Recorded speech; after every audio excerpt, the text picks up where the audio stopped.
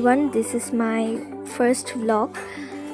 So এতক্ষণে video দেখে বুঝেই গেছো আমরা কোথায় গেছিলাম।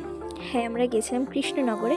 কৃষ্ণনগর বারোদোলের মেলা চলছে এবং আগামী 1 মাস ধরে এটা চলবে।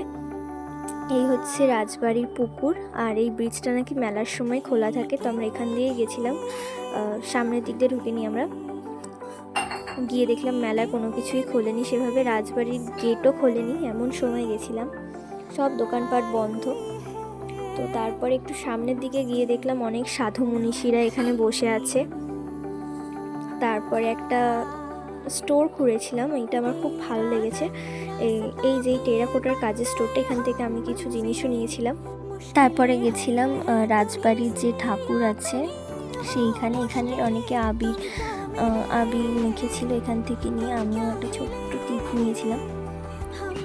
তারপরে এখানটা ঘুরতে বেশ ভালো লেগেছিলো ঠাকুরদের দেখতে।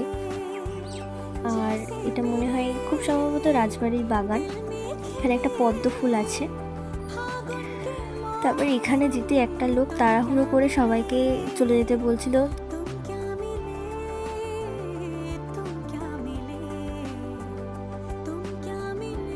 তারপর একটু চা খেয়ে নিয়ে আবার গিয়েছিলাম আরেকটা স্টোরে। আমার মা মেনলি গেছিল কৃষ্ণনগরে এইসব জিনিস কিনতেই। তো আর এই যেখানে আমি একটু ঢং করছিলাম, ভিডিও করছিলাম। আর তারপরে মেলার মেন জায়গা থেকে বেরিয়ে এসে আমরা একটু খাওয়া দাওয়া করলাম। তারপরে আবার সামনের দিকে এখান থেকে কয়েকজন কীর্তন গাইতে গাইতে আসছিল।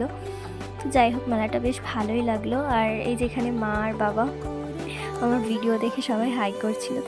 আজকের জন্য এটুকুই। So tata.